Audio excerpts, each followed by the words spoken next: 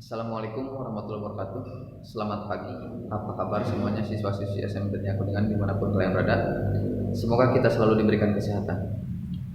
Pertemuan kali ini kita kembali lagi melaksanakan pembelajaran secara jarak jauh atau secara online dari rumah masing-masing.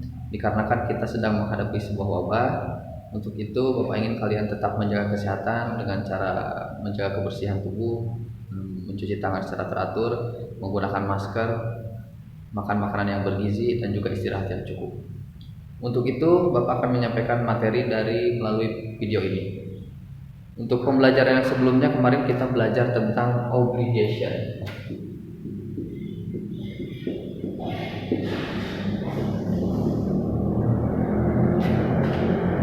Masih ingat apa itu obligation?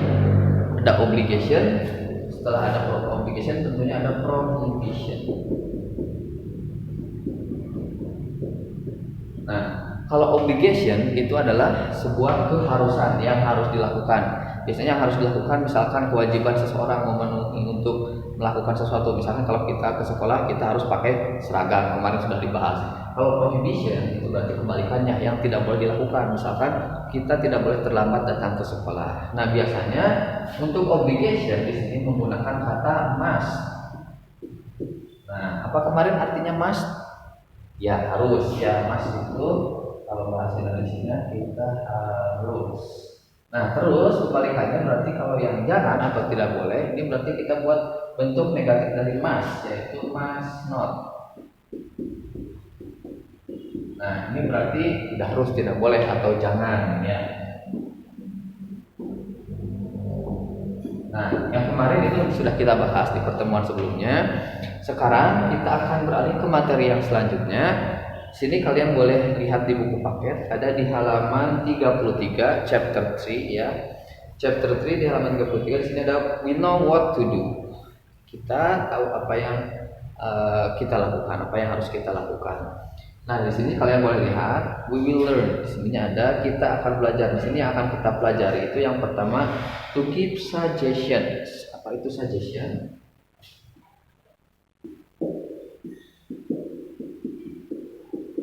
Suggestion dari kata suggest, kita dari kata sugesti. Suggest, apa sih sugesti itu apa sih? Nah di sini suggestion itu memberikan saran.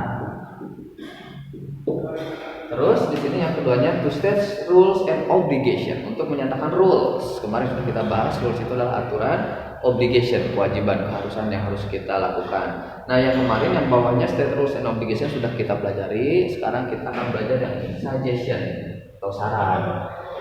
Saran itu apa sih? Kalian sudah tahu saran? Kalian suka menyarankan sama teman, kita memberikan saran atau pendapat kepada teman jika akan melakukan sesuatu. Misalkan kita menyarankan untuk membeli sebuah produk A kepada teman, itu namanya saran, atau memberikan saran untuk melakukan sesuatu tindakan. Selanjutnya kita lihat di halaman selanjutnya. Di sini ada di halaman 34. Ada sebuah statement atau expression dari seseorang. Dia memberikan statement atau expression yang menggunakan kata should atau harus atau saran yang harus dilakukan oleh seseorang. Misalkan yang pertama situationnya, we will use more English now. Kita akan menggunakan bahasa Inggris lebih banyak sekarang. You should greet me and your friends in English. Ada kata should di sini. Kamu should. Nah di sini ada kata should. Itu berarti karena ini suggestion atau saran menggunakan kata should, artinya harus.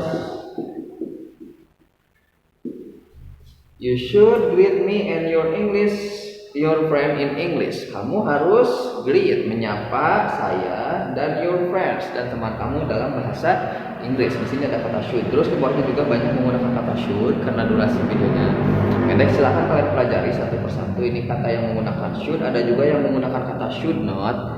Silahkan kalian pelajari. Kalau misalkan tidak mengerti, diterjemahkan dulu ke dalam bahasa Indonesia biar kalian mengerti apa yang dimaksud dalam teks ini. Kalau misalkan sudah dipahami, sudah kalian terjemahkan, kalian bisa memahami, silahkan kalian lihat lagi di halaman 37. Di sini ada exercise ya atau latihan. Ada nomor 1 dan nomor 2 sudah dikerjakan sebagai contoh. Mungkin di pertemuan sebelumnya yang sudah melaksanakan pertemuan secara tatap muka sudah mengerjakan chapter ini yang di halaman 37, ada yang sudah mengerjakan, ada yang belum. Untuk yang belum mengerjakan silahkan dikerjakan. Bagi yang sudah mengerjakan silahkan dipelajari ke materi yang selanjutnya. Yang belum mengerjakan silahkan dikerjakan seperti biasa, difotokan di buku kalian masing-masing lalu dikirimkan ke Bapak. Nah, ini cara pengerjaannya. Akan tunjukkan dulu caranya. Ini hapus dulu ya.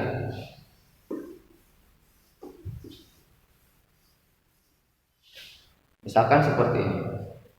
Nomor 1. We have to test. Di sini ada situation. Situation itu situasinya sedang apa, terjadi apa.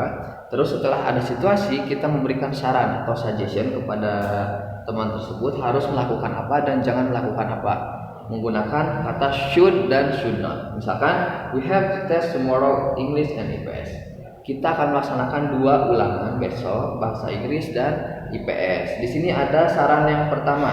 Yang pertama itu yang jangan dilakukan. You should not go to the game. Kamu should not, berarti jangan. Kamu jangan pergi bermain game. Yang harus dilakukannya apa karena akan ulangan besok? You should study for the test. Kamu harus belajar untuk ulangan. Nah, itu contohnya. Tapi kita buat lebih rapi lagi. Nomor 1. We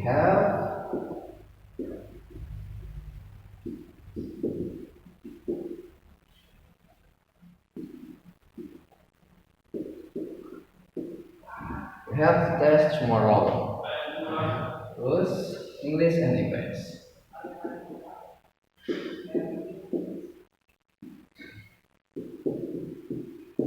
Terus ini kan berarti situationnya ya, dipisahkan. Nomor 1 situationnya. Terus kita ke bawahnya lagi buat di sini suggestionnya. Suggestionnya menggunakan yang pertama should dulu, yang kedua baru should not. Berarti yang harus dilakukan dulu di sini should dulu. Kamu harus apa? You should study for the test.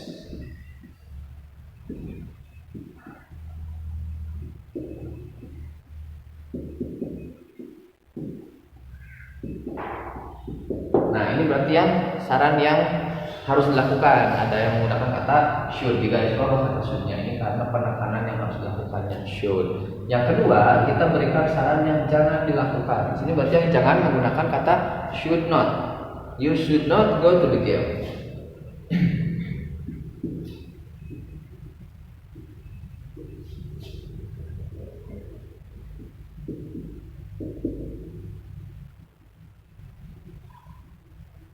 Nah, di sini berarti yang tidak boleh dilakukan menggunakan kata should not. Nah, ini digaris bawahi. Terus kita lanjut ke nomor 2. Silakan kalian buat seperti ini. Yang pertama situasinya dulu, terus yang kedua yang harus dilakukan dulu pakai should, terus yang ininya yang should not, yang jangan dilakukan. Seperti itu, buat berpola seperti itu biar rapi. Tulisannya yang rapi, yang bisa dipahami, yang bisa dimengerti oleh Bapak, tulisannya yang bisa dibaca. Dikerjakan dari nomor 3 sampai nomor 12, berarti 10 nomor saja. Tapi yang nomor 1 sama nomor 2-nya juga kalian tulis sebagai contoh di atasnya. Jangan lupa di sini di atasnya tulis nama sama kelas kalian seperti biasa di atas bukunya. Tulis nama sama kelas. Nanti untuk mengirimkan ke Bapaknya juga di chat ditulis nama juga, Pak saya nama siapa, kelas berapa, mau mengirimkan tugas, seperti itu. Bisa dipahami.